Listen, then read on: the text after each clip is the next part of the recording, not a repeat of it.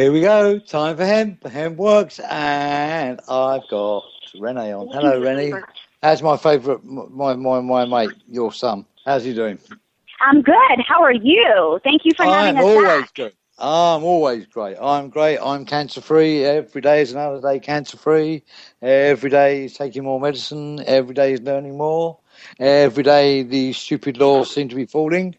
Every day we seem to be winning. But we've still got a long way to go, haven't we, Renee? What's happening in your part of the world? Loads of news coming from Florida. So bring us all up to speed. I'll be quiet, and I want to listen to what you can tell us. Well, as you know, here in the state of Florida, Governor Rick Scott, the governor, has signed into law the Charlotte's Web bill, which has its interesting twist to it. While people say that this is a very positive step forward, and it is, because at least we know that the politicians are acknowledging that cannabis is medicine, the way I look at it. But the downfall is the guidelines, the way ahead, the roadmap, if you will. There's so many obstacles that it's almost like they're trying to make it so hard for it to even go into law. You've got to put up a $150,000, sort of, so you have to put a $5 million bond, and you have to do $150,000 this, and then there can only be 5 grows or 5 dispensaries, and blah, blah, blah. It's like, wow, I mean, this doesn't seem like it's so friendly. It doesn't seem like this is going to actually really help. And then furthermore, this is not going to go into effect really until January. So what happens to these 125,000, epileptics or patients that need this medicine right now? What happens? They wait? They die? No, that cannot happen. That is unacceptable. That is against humanity. That is against what we're trying to do, is help my son and others with all ailments. Okay? So I feel like, again, we're being robbed of what should be here. It shouldn't be so difficult. We mimic what other states have that is successful. Not that it's not, successful, that is successful.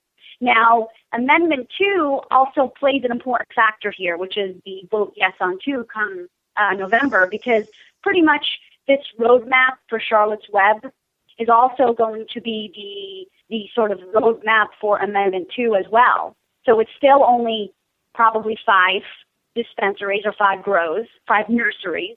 Okay, so then what? So you have 125,000 people per se that would fit under this criteria for Charlotte's Web. And then it probably triples, I think is what we're looking at, or quadruples. It probably triples to about 450,000 once Amendment 2 passes. Well, how are we supposed to be able to help all these people? This is what I'm trying to figure out. So I think we have a long road ahead of us. And as long as everybody keeps in mind that what we're doing is what's for the right intentions, what everyone's going to, the people that really truly need this God-given plant could actually utilize it. And there should be all these obstacles for it to happen. I mean, that just tells me that, this is not going to be an easy road. And then you come to find out that, hey, you know what? It seems as though here in the state of Florida, you have a medical necessity doctrine that states if you have medically exhausted all options, that you can qualify under this sort of immunity, if you will. Now, some people say, well, but that doesn't put you out of being arrested, or no, I think it does, because I think, being able to, it's actually embedded into our laws here, but nobody knew that. So our lawyers from Health Law Services they're pretty much working on getting us a medical necessity card, which means we don't have to wait. We don't have to wait till November. We don't have to wait till January. So soon, I will start to give Brandon cannabis oil and not wait. Brilliant. Because I'm not going to wait for some politician to tell me yes. I'm not going to wait for somebody to tell me yes. He does not have that time. His brain is slowly dwindling on me. Yes. It's just weathering away, and I'm not going to wait for some guy in a suit to tell me otherwise. Also, can I just say, Renee, the guy in the suit, right, does not know what he's talking about. He has no professional background, no illegal background. He does not know what cannabis is. He doesn't know what cannabis medicine is. He doesn't understand what cannabis, how it works. He doesn't understand how cannabis medicine works. He has nothing. It would be like asking your lady at the cake shop to make a law on cannabis, because she most probably knows as much about it as him. So we're waiting for somebody that doesn't even know what they're talking about to pass judgment on not just your son, on all these children. They're all on a death sentence. They're all on death row, basically. Right. Yeah, I can't see any difference, because they've passed a law that says they can have it, and then they've put every barrier that you can possibly think of in front of them. Right. Well, that's not legalisation. Well, you know what's interesting? I'm going to tell you something that's very interesting, Steve, is that we had the first hearing on the marijuana rules, okay, in Tallahassee about a week and a half ago. And pretty much that's where, state regulators would collect advice from business people, from lawyers, from whatever it may be, to try and figure out the sort of roadmap, right? Well, you know what's interesting is this workshop, it pretty much said, okay, here are some highlights of the proposed rules from the Department of Health. The plants must be planted from the same seeds and cuttings and harvested at the same time when tested. Now, this is for the Charlotte's Web, okay? Yeah. The 5 regions are broken down this way. You've got northwest, you've got central, southwest, and southeast Florida. Yeah. If there is more than one applicant with a region, a public lottery will be held to determine the order in which applications are considered. Right. Now, that made a huge argument there. Like, what is this public lottery? So people's lives are a lottery ticket? Renee, can I stop you there? Because all you're going to talk on really is a load of basic, I'm going to call it bullshit from politicians. You are a professional healthcare person because you have learnt about this medicine. You've been working with this medicine. You've learnt the history of this medicine. You've seen what effects this medicine can take. And you are also what is being deemed a canna mama. A canna mum is somebody that has a child who is sick, who is trying for the love of God to help their child. And in this case, with a plant-based medicine we know is effective. What law would you want to see? Because you know what needs to be done. Let's talk about what law needs to be put in place. Not these shenanigans that they think they're going to get away with, which is, to me, it seems more illegal now than it was before. Because there's all these bylaws and high laws, and how are the policemen going to work out whether you're legal or not? At least before, got caught with a bit of pot, that was it, you're busted. It seems now there's a 1,000 different ways that he can be legal and he's not legal, and that pot shop is legal and his pot shop isn't legal, and he can have a licence and he can't. That's just like nonsense. What needs to be done, Renee? Come on. What needs to be done in the state of Florida? Well, what I believe, okay, and I'm not, I may be, I'm coming at it from a mom. I'm coming at it from... You're a professional. I mean, pretty much, yeah. I think I should be a neurologist. I think I should be in everything now. I think what should happen is we need to have common sense. We need to have what makes sense in our heads to happen. So, with that being said, we need it to be obviously consistent, right? Yeah. So we need to have grows. We need it to be consistent. We need to know exactly, the whole. Like, it has to be regulated. I believe it does. I think it has to be regulated. It's got to be consistent. We can never run out, okay? And we always need to be able to have it readily available. And first and foremost, these CBD-only bills have to this is not how we're supposed to lay it out. It's got to be whole plant medicine, all right? So per a person's ailment, we would then say, okay, this person needs this, and that, okay? Well, this is not going to happen, Steve. It's not going to happen in Florida. Do you know where it needs to start? It has to start with Washington. It's got to start with them being able to let us study this and understand it. So we pretty much have to say, okay, we need to reschedule this drug to something that's not deadly, because that's where we've categorized it. Yeah, we're in the same boat. We're in the same boat in the UK. Schedule 1, no medical use. Therefore, you can't research it. Right, right. And I believe that it's got to be out of the hands and synthetically changed. So keep it natural. We should be able to grow our plants. You know what I mean? It has to stay that way, because let me tell you something. If it ends up changing or somehow, if there's some dark side to this force where all of a sudden it ends up becoming like these horrible drugs that I'm giving my son right now, I can tell you now. As a patient out of time, living in a country where it's totally illegal, I can't guarantee my food stock for my medicine. And every time I change a food stock, obviously I have to recalibrate where my medicine is at, which sometimes can take me about a week to get my dosages back to where I'm functioning, just because I've got to trade in basically what food stock is available on the black market. So I can agree with that. I want a choice. If I don't get a choice, at least I want one that I can work with. Yeah? I'm not you need to have reliable sources. Yeah. It's got to be qualities of essence. It is very urgent that it's reliable. The quality's good. You know what you're getting, okay? And it's got to be consistent.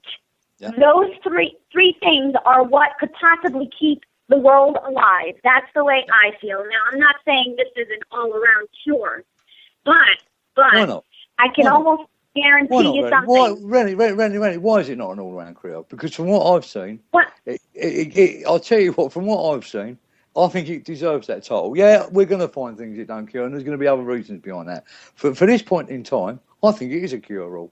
Let them prove it isn't. I'm fed up with trying to keep proving it is.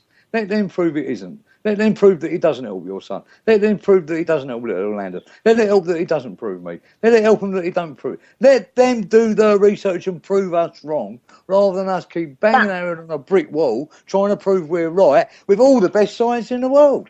And all these people walking around like myself, that we are cured. All right? It works. Well, no. I understand. I get what you're saying. But I'm trying to be realistic. I'm trying to be a realist, okay? Because for me, for my personal state right here, what if it's not that cure for Brandon? What if it's that extreme relief for him that he could come off of almost all pharma drugs, almost all, and he can just utilize the cannabis in its different strains, okay? But I can't be like, well, this is just going to cure my son. I really don't know that, okay? I can't be like, well, I'm going to have to take him off of all farmers. I don't know that. So I got to keep it realistic to keep my sanity. That's the way I see it. I've got to be a realist.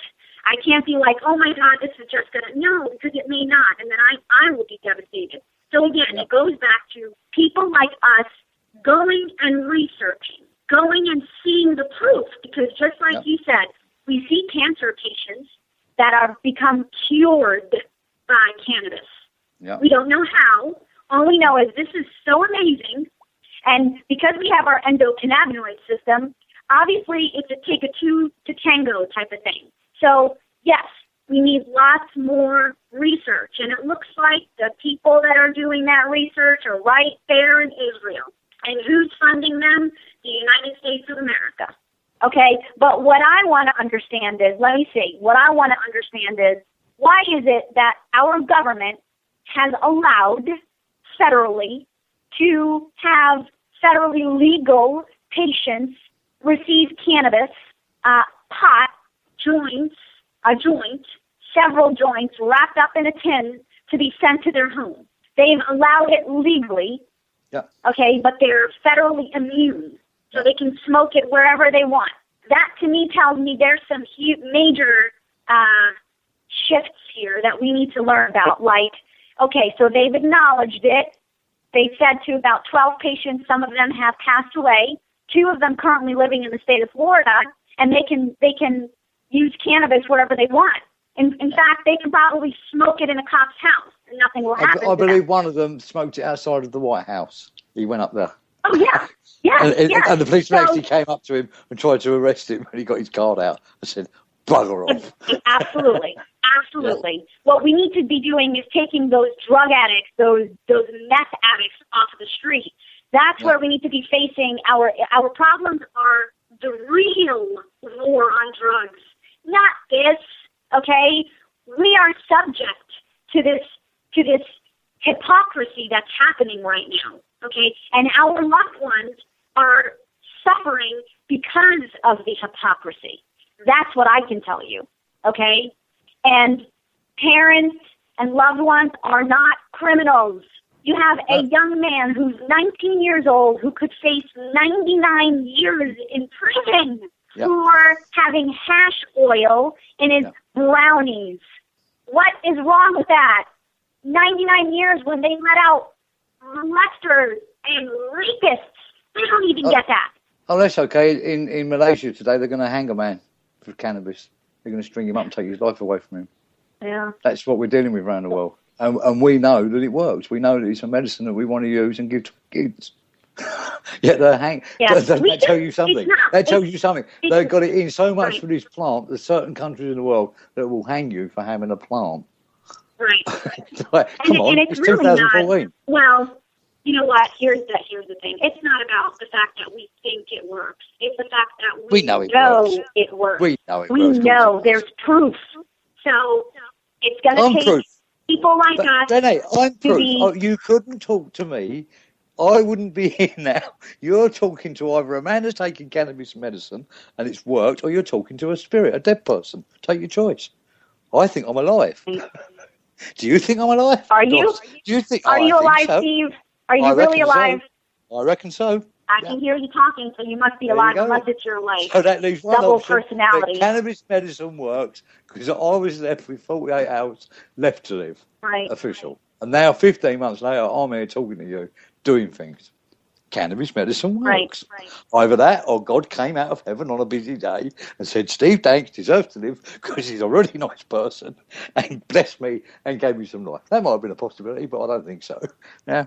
Cannabis medicine works. Well, I mean, I sat in a room with 150 You are living proof. We're living proof. Mm-hmm. I sat in a room with 150 people the other night in Brighton and listened to 150 people that were all here because of cannabis medicine. Right. Hello? Does anybody want to listen to the living dead? No, they don't want to. Let me tell you why. Well, we're going to make a lot of noise, so I've got to listen. Steve. What I've really come to realize is that they don't want. This has nothing to do with helping us. This has nothing to do with doing what's right for human race. This has to do with making money off of the sick. Okay? Yep. That's how we keep the rich richer, is from us being sick. It's simple. That's it. It's just simple math. 1 + 1 is 2. We need to be sick to get for them to profit. It's unfortunate. It's a big wake-up call, but you have just proverbially hit the proverbial nail on the head with the hammer. Unless they can prove otherwise, around the globe, this is what we think of you now. You are using us as basically money. We're like lab rats. Livestock. They just use us to make money. Yeah, livestock. Nothing better. Right, we're going to take a break, and then you've got to rush off and go and do other marvellous things. But you keep coming back and talking to me because I love what you get up to. Stay passionate, stay clear, and we're going to win this, aren't we? We're not going to let them do it. Absolutely. We're going to win because we haven't got any option, and we're going to have some fun doing it, yeah? Not only are we up against first, we're up against the biggest problems in the world. Your son's life. I don't think you can get a bigger problem than that, yeah? Really, yeah? And even through that adversity, You found out the cure. Now we've got to do is get these politicians to step down, back off, get out of town, Johnny. It was like I used to watch American cowboy films when I was little. The good sheriff would ride into town and he would pull out his silver gun and he would chase off the bad guys. Well, it's America. That's what's got to happen because these guys ain't doing you no favours. And if they won't do it over pot, they ain't going to do it over nothing else. If they won't let you have a bit of herbal medicine, they ain't going to help us any other way, are they? Hey. Right. Think about it. If they can't release a little bit of plant so that people like us can get on with our lives and get cured, then what else are they going to do? What, you think you're going to give you a big tax return or come up and say, hello, nice people, you've paid into the American system or the English system, here's a nice big house. Well, right, they ain't going to do that. All they're going to do is keep robbing you. They're making you ill. Time's out. Check out the real deal. Follow me, no man. Listen to the real deal. If you don't know, then we tell you now. Check out the real deal. Easy. Listen to the real deal. How you mean? My Jamaican real. My Jamaican sense me.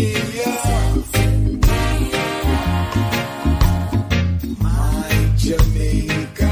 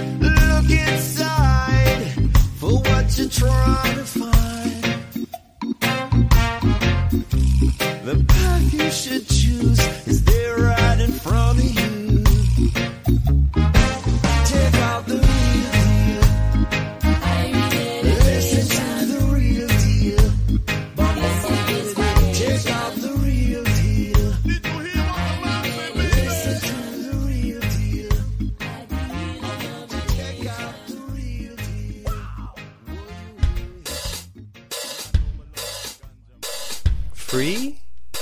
Did you say free? Free hemp? Free hemp? Free hemp video and audio? Free downloads of all the top artists, all the pot artists on planet Earth.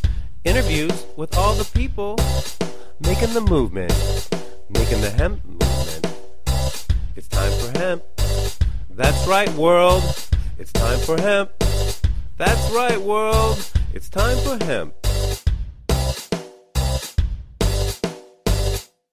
The last guest, Renee, had to rush off because she is a mum and looking after a sick young man called Brandon. And, of course, going out to all the lovely mums out there with the sick children, Brave Michaelas and the Landons and the Brandons, and there's so many of them. Yeah, so many, which is fantastic, as long as they can get the medicine. Right, so while we had a break, by the magic of Marvellous Radio, we managed to get Dr. Beth Fisher on. Hello, Dr. Beth. Hi, Steve. How are you? I missed you. I missed you. We had a regular show, and you've moved, and I've been off doing this, that, and the third thing, and we keep like ships in the night at the moment. I know. It's just that. And Dr. Beth, I've got a really good guest on the other end of the line as well. He's called Michael. And Michael has cured his liver cancer with the cannabis store here in the UK. And he's like a bit of a celeb at the moment because all the newspapers are picking up on him. Have a chat to him. Say hello to each other. Hello. Hi, Michael. How are you today? How are you doing in your 15 minutes of fame? Well, I'm doing okay. Under a lot of pressure. But, yeah, it's all good. It's all good. I'm managing to get the word out there and helping a lot more people. Will you tell the American listeners about what's going on the other side of the pond for us? Please, thank you. Okay, yeah. Up until 18 months ago, I had no idea about cannabis oil or its benefits, if you like. And I felt quite alone because I kept reading all these stories about Canada and everything else and states and other countries. And I finally came across the Rick Simpson YouTube, Phoenix Tears. And I followed his protocol and I just had to grow it because I couldn't get hold of it. And as I started taking it, I was on a heavy dose of morphine every day. I was basically bedridden. And I started taking the oil. And within 3 days, I stopped taking the morphine. Went back to the doctors, who was really amazed that I wasn't having any withdrawal symptoms. He was more concerned about that than he was me taking the oil. And about 3 months later, I started coughing up what I thought was blood, so I got really panicky about that. Went back to the doctor, showed him a sample, and he said, that's not blood, don't worry about it. But I was interested in what it was, so my wife went out and bought me a microscope and some software, and I had a look at it, took a picture of it, researched it, and to my amazement, the picture I found that was identical to it was a dead cancer cell. So I went back to the doctors. They referred me back to my hospital, who gave me a biopsy. Went back to the interview, and they said the cancer had gone. Yeah. And that's basically in a nutshell.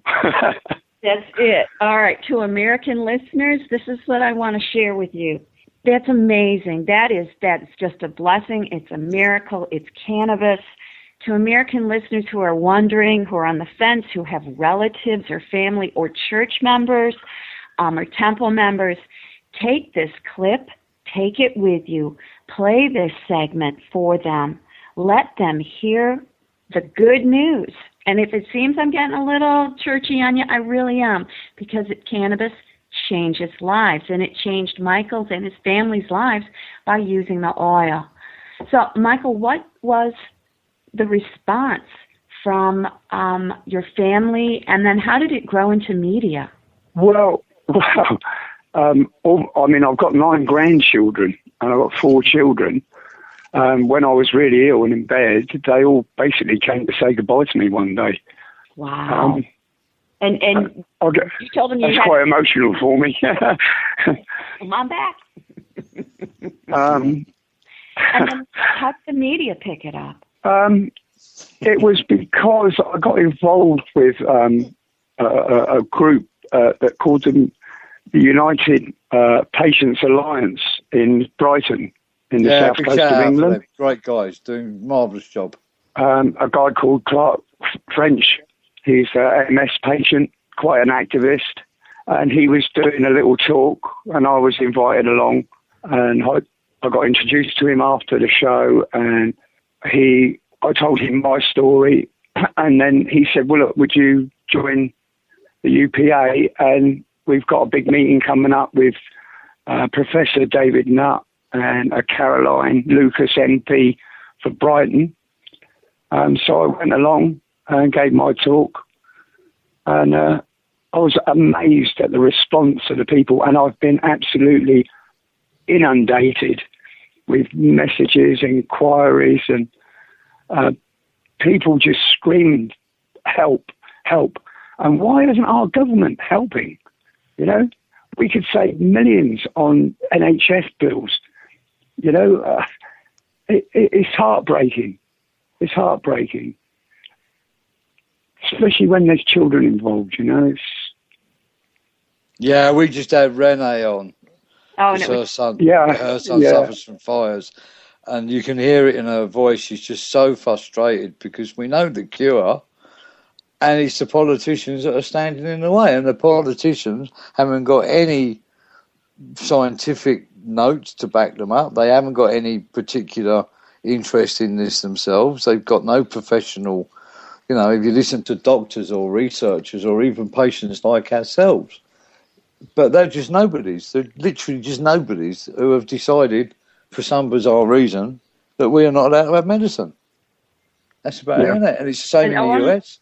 Only the medicine that they determine. Michael and Steve, can we go back to Michael for a second and find out how the mainstream, how media treated him, you know, that we're really focusing overall this issue of media, mainstream media and cannabis media. And I would love to hear Michael's perception and thoughts on that issue as an individual going through this event.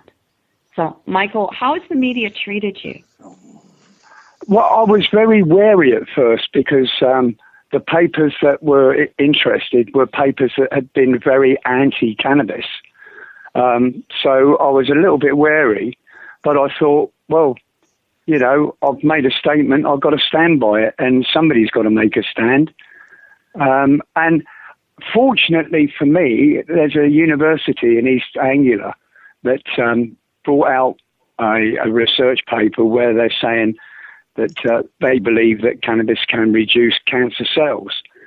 So I think they used that my story along with in conjunction with that, and it was brought up in a local radio show, so it was sort of on the news, and that's when the newspapers just went crazy because they wanted to show that, you know, that they can put the word out as well, which is great for us because it means that, you know, people don't have to be alone and face this now. They know that there's others out there, you know, and hopefully we can all come together under one huge voice and change the law. Mm-hmm. Yeah. Mm-hmm. Now, Steve, you went ahead and you've been telling us about Michael for a while, and we've been reading, but how was the perception as you were going through in Hastings? How did you perceive the media interpreting Michael's miracle? Or it's actually fair play to the media. So far, it's been absolutely fantastic. That's great. The local media, our local media, the Argos, a big shout out to them because, they started the ball rolling with allowing it into the newspaper. And it's only a local rag. And then, of course, once they picked up on it, other local rags picked up on it. And then, of course, once it's in the local rags and it's getting a lot of news media, then the major news media in the UK picks up. And once they get hold of it, it spreads like wildfire. And so far, there was one in one of our major broadsheets called the Daily Mail, which is a pretty large newspaper in the UK. It's always been quite anti-cannabis for whatever reason. And I was looking through the comments for Michael on that the other night. I know I'm very geeky, but I read about 240 of them before I finally gave up. And pretty much out of 240 comments, I would say that at least 97 of them were in favour, and there was a couple there that were a little bit iffy, but certainly not turning their nose up like they used to do before. 6 months ago, that would have just literally been full of trolls going cannabis and shut up, and you shouldn't go around telling people that plant medicine works, and you're giving all those negatives. So I think there has been a real big change in the UK's perception, certainly in the last 72, since last Thursday. Yeah, and I think that's a lot to do with the meeting. I think that's a lot to do with the people that took part in there. I think that's a lot to do with the situation in the UK at the moment, that people have been hearing under the radar as such about this oil. And now when they're actually getting to meet people that are the living proof, like Michael, like myself, like Clark, like loads, too many to mention, that once they see the living proof, it authenticates that the treatment actually works. I certainly found that in my own show this weekend. I didn't get really many questions about how it works, why it works. They just wanted to poke and prod me and test me, really, and look at me in the eyes and say, was it really cannabis oil? And with them saying, with me just going, yeah, it was actually. A little bit of yoga, a little bit of raw food, the standard stuff. Then that's what it was all about, and people were up for it. And I think the joy of it is because the UK is a very small island with quite a small population, that when something does take off in the UK, it spreads like wildfire. It's not like trying to spread across a great big continent like America with absolutely untold people of all different ethnic. England's still pretty much English. We're different colours now. We come from different ethnic backgrounds. But at the end of the day, the UK pulls together sometimes. It's very good at it. And I really hope that this time that the UK public stand behind something which can be very effective, very, very quickly, and make a lot of people feel a lot better without any harm to anybody. Yeah. Michael, I have one last question for you, because I know it's getting close to the end of our program, and I know you want to give a shout-out, but before you do, what would you say to other patients? It must be a question that's asked of you all the time when you speak. What can patients do? What do you want them to know? I would like anyone out there that's ill or got some sort of ailment to please contact the United Patients Alliance at Brighton, and we are there to help. We are there to show you're not alone, and with your voice joining ours, perhaps we can get these laws changed. And there's other great gangs out there too. There's also Hemp Works charity. Oh yeah. But no, there's lots of other clubs. There's lots of other things. There's lots of other things going on. I would like to add to that. If you are sick, get on that internet. Go Google him. Right, get Googled up first, because you will be amazed, and then contact one of these funky great groups that are out there, and they've all got people like me and Michael in them that have been through the mill. Yeah, so we're talking from the patient experience rather than the white coat. Yeah. So you're talking to fellow sufferers, yeah, and it's great. We're gonna do this, aren't we, Michael? We're gonna get this law changed, don't we? We're gonna do it, yeah, because we are. We're old folk and we ain't got nothing else to live for, really. We have got lots to live for, and that's what we want to do. We want to live, and until we can get these laws changed, it's interrupting our lifestyles. And we've been given a second chance at life, haven't we, Michael? Hey, it's nice, isn't it? It is. It's nice. I like my life, and I know that you got a few personal problems. I think we've had more than 2 chances, Steve. Yeah, you know it, mate. Yeah, we're going to carry on doing it, aren't we? Yeah, we ain't going. Yeah, we are. No matter what he throws at us, we're going to soldier on now. The end of the road's in sight.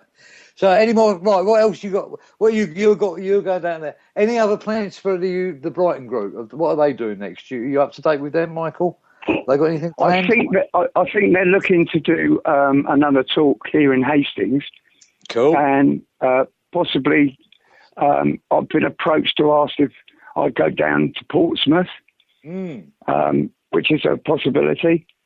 And of course, there's our brothers in the Welsh Valleys. I think they might be interested in what's going on as well. Yeah, well, I certainly want to give a talk down there with Pippa, the MP, the Green MP. We want to go down there and talk the actual agricultural side of it to the Welsh people. Yes, we do. That's more important. Yeah, because once we get sick, once we get better from getting over these horrible diseases that we've had, then we get fit, and then we got to go back to work, haven't we? So we might as well use cannabis for it. You're a builder, aren't you, Michael? So no more concrete, mate. Hempcrete. I want to start building hemp houses. You know it. Yeah, because we ain't got no retirement plans either. We spent all that on the bloody cancer treatments, didn't we? Yeah. I'll tell you, that's another thing, sick people. It's funny how they come knocking for all your money when you're a bit crook. When you can't fight them off. They seem to take everything away from you bit by bit. Anyway. Well, it's goodbye from Dr. Beth. It's goodbye from Michael. It's goodbye from me. And it's goodbye from Renee. All have an absolutely lovely time wherever your day is.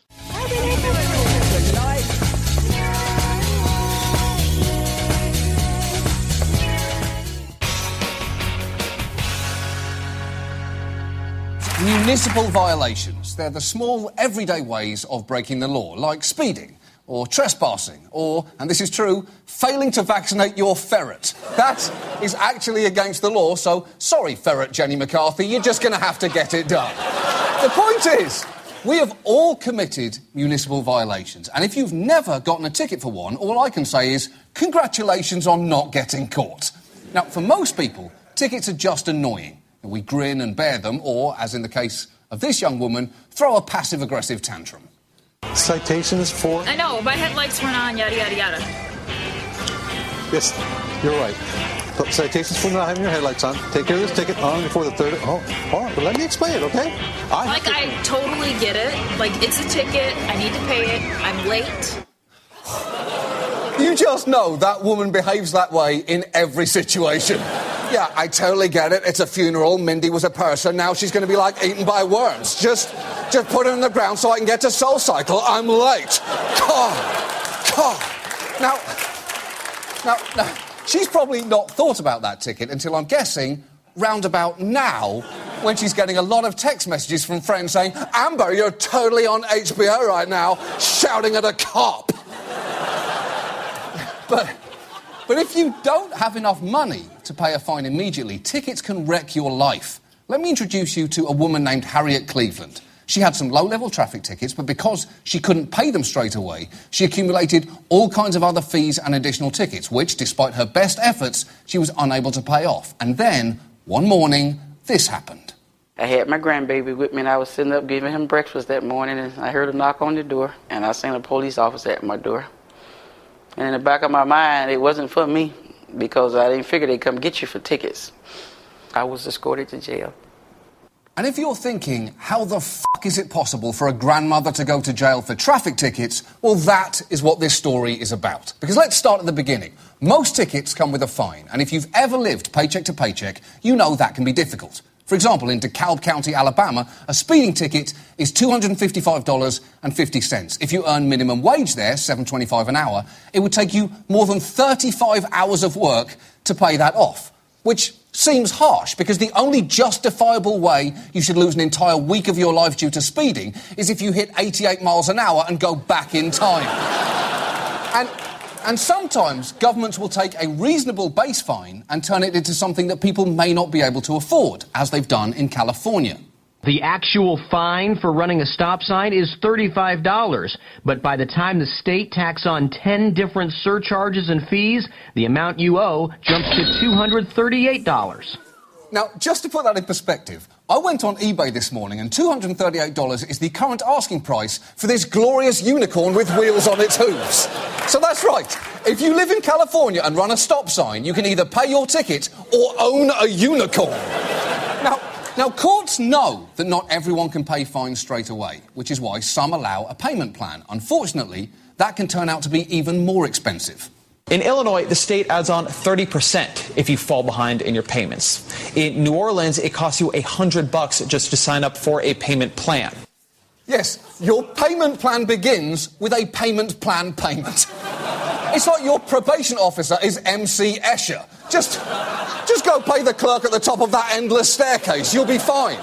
And this situation is widespread. At least 44 states charge people a fee to be on probation, and many municipalities use these charges as a way to fund local services without raising taxes. And if that rings a bell at all to you, it may be because of Ferguson, Missouri. Because when the recent Department of Justice report uncovered institutional racism, it found one of the ways it manifested was in the use of fines as a cash machine. The report says officers competed to see who could write the most tickets. It also concludes police officers' promotions depended on citation revenue. Then there's the story of a police commander who one day bragged to his superiors about seeing a steady stream of people, 10 to 15 deep, waiting in line for hours to pay traffic fines. He wrote, "The court clerk girls have been swamped."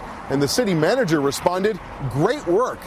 Okay, setting aside the fact that he used the phrase court clerk girls, that situation is ridiculous. The only people who should be that excited about people waiting in line to hand over way too much money are Apple executives. That's the only time. And if you couldn't pay immediately in Ferguson, they could bleed you dry. Listen to just one example. In 2007, one woman received 2 parking tickets that together totaled $152. To date, she has paid $550 in fines and fees to the city of Ferguson.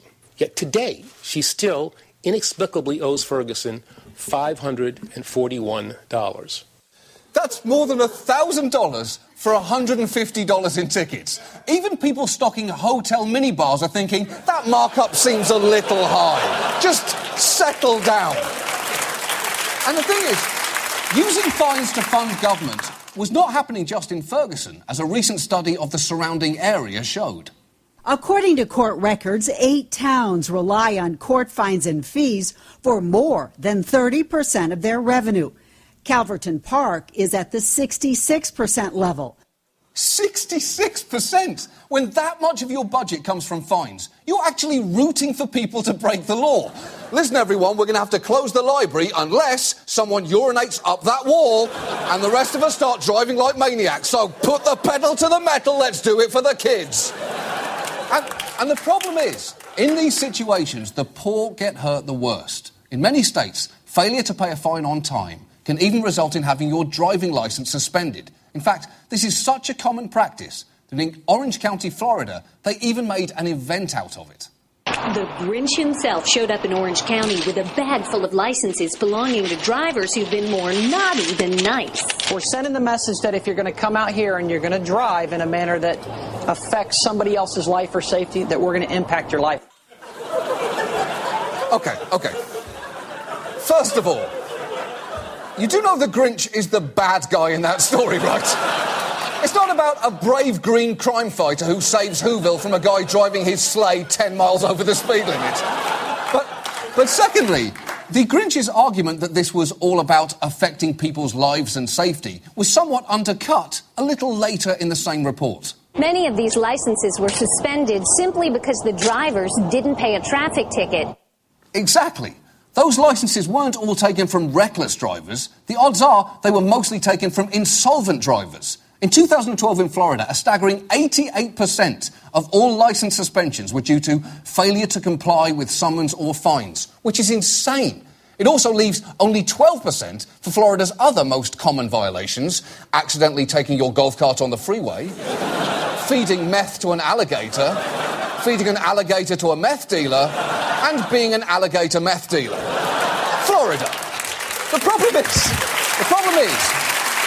if you do lose your license, it can affect everything. Most Americans drive to work, and if you can't do that, you've got a problem. In New Jersey, a survey of low-income drivers who'd had their license suspended found that 64% had lost their jobs as a result, which doesn't help anyone. You need them to pay their fine, but you're taking away their means of paying it. That's the most self-defeating idea since gay conversion camp. Hey, don't worry, boys, we'll fix you. It's swimming in the morning, wrestling in the afternoon, and in the evening, general horseplay in the woods. You'll be fine. You'll be fine, chaps. So, let's recap. If you get a ticket and you can't pay it, you may get additional fines, lose your licence, and eventually your job. And if you're thinking, is there any way this whole situation can be made even worse? Relax, there is. Because now private companies have somehow managed to insert themselves. Private probation companies across the U.S. supervise people who are on probation for minor offenses, collect all of their outstanding debts and fines and court costs, and they won't charge the courts a penny. Instead, probationers pay them fees in exchange for their services. Yes, companies like Judicial Correction Services and Sentinel Offender Services offer to supervise probationers and collect fees on the court's behalf at no cost. They even market themselves with ads like this one for JCS, trumpeting the millions of dollars they collect for municipalities. The problem is, that money is a lot like Wendy's chili. It's fantastic to have, just as long as you don't think about where it came from. Because it can come from people like Haley Woods. August of last year, I got a no seatbelt ticket. How much was that ticket for? It was, the ticket was $25 and court cost was $16, which was $41. And then I didn't have the money to pay, so they put me on JCS probation. That's right. Haley was handed over to JCS probation because she couldn't pay a $41 ticket. They put her on a payment plan with a monthly fee of $35. The problem for Haley was any money she sent in was applied to her JCS fees first and not her $41 ticket, which put her in a hamster wheel of hell. This one right here shows I paid another $10. Shows that the fees went down, but the fine is still $41. I've told the judge that I had the money to pay for the ticket and I couldn't afford the rest of the fees, and he said that that wasn't his problem, that I could just put that $41 towards the probation. And then I got another one that shows I paid $41 even, and the fine has not been touched, not one time, all the money I've paid. Wow. So if you have money, the state slogan is click it or ticket. But if you don't, it should really be buckle yourself or go fuckle yourself. And in case you are somehow not angry enough by now, just remember how this system works if you do have money. I know, my headlights weren't on, yada, yada, yada. Let me explain it, okay? I totally get it. Like, it's a ticket. I need to pay it. I'm late. You didn't think it was possible to dislike her anymore, did you? Amber, you're back on TV. This is sick. And it's not just that these private probation companies can take your money. Their recommendations to the court can ultimately send you to jail. Take the case of Tom Barrett. He's a veteran who stole a $2 can of beer, which he knows he should not have done. And when he couldn't pay his fine, he was referred to Sentinel Offender Services. Now, in addition to all their other fees, they gave Tom a court-ordered leg monitor, for which they charged him $360 a month, $12 a day. To keep up on his payments, he had to start selling his own plasma. And where do you think this story ended? I ended up having to walk everywhere because I couldn't afford bus fare. I went hungry because I couldn't afford food. It was $12 a day, and there was no way I could make $12 a day, so I was always falling behind. So I ended up getting locked up 3 times over stealing this can of beer. Locked up 3 times over stealing 1 can of beer. That is not justice. That's the plot of a southern Les Miserables. I dreamed a dream, I stole a course, and then some assholes put me in jail. The crazy thing is, the most insane part of this is, the main reason municipalities sign contracts with these companies is to save money, and yet this whole system doesn't even make sense on a financial basis. Because as Tom Barrett's lawyer explains, locking him up was expensive. I know the jailing cost $50 a day, and I think he was probably in jail for at least 60 days or 70 days, so probably over $3,500. So just think about that. A $2 can of beer caused a $270 fine, which the city spent over $3,000 to try and enforce. But you know what? It's like they say, you got to spend money to make money to be able to afford to jail people to lose money. That's the system, right?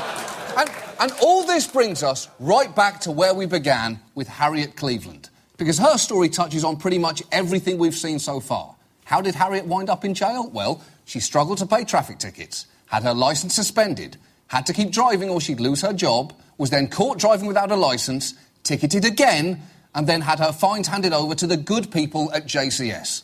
And I'll let her pick up the story from there. I just really lost a whole lot of money paying to them. That didn't go into my fine. I lost my car trying to pay them. I did a title loan on my car and lost that. And trying to pay my utility bills, and they're getting shut off here and there. Well, I wanted to pay my fine, but I couldn't afford it. And like I said, it just hurt my heart that I didn't even have that to take, but I had to take something. Till it got to a point I just got tired, and I couldn't take anything anymore. I paid him $2,000 one time when I got my income tax. And then that was in February. And in March, I just didn't have anything else to give him. That is awful. Now, the Southern Poverty Law Centre eventually managed to get her out of jail after 10 days, arguing that she'd been sent to what was effectively a debtor's prison, something that was supposed to have been fucking outlawed in America in the 1830s. But the truth is, whether through private probation or just the state, many people have been caught in the same cycle as all the people that we've seen. And let's be clear, no one is saying that people who break the law should not be punished. This isn't about being soft on crime. Listen to Tom Barrett's self-proclaimed conservative Republican lawyer. If someone violates the rules of society, they need to be punished. But the punishment need to have some, if it's going to be based on a fine, it had to be based on the person's ability to pay. If they don't have the ability to pay, they can pick up trash on the streets or they can have some community service. I think pretty much everyone would agree with that. Not only should municipalities not be balancing their books on the backs of some of their most vulnerable citizens, but we cannot have a system where committing a minor violation can end up putting you in, and I'm going to use a legal term of art here, the barrel. We can't have that. And it might be time that we all stood up and said so. I'm a hostess. I'm a barista. I'm a cashier. I'm a utility inspector. I am a hairstylist. I'm a janitor and cook. We are all Americans, and we have the right to life, liberty, and the pursuit of happiness. But sometimes in that pursuit, we also need the right to fuck up once in a while, without it completely destroying our lives. I've jaywalked before, all the time actually. I have gotten the speeding ticket. Yeah, I mean, I've publicly urinated maybe once or twice. Public drunkenness. Of course your boy been drunk in public, baby. Got tickets for spitting on the floor. I got a ticket for petty loitering. I got arrested for smoking weed at a concert, and then I met Jizza from Wu-Tang, and he gave me a VIP pass back into the concert, so thank you, Jizza. Yes, thank you, Jizza. And when we've truly made a mistake, we're all willing to pay a price. But that price should be reasonable, and private companies should not be profiting from someone's inability to pay. One time, I put a popsicle in my friend's ass. Okay, that doesn't really apply to what we're talking about here, but thanks for sharing. The point is, this is everyone's problem. Young, old, black, white. It's not about race. It's definitely about race. Race definitely plays into it for sure. I highly doubt that loitering thing I got would have happened to me if I was...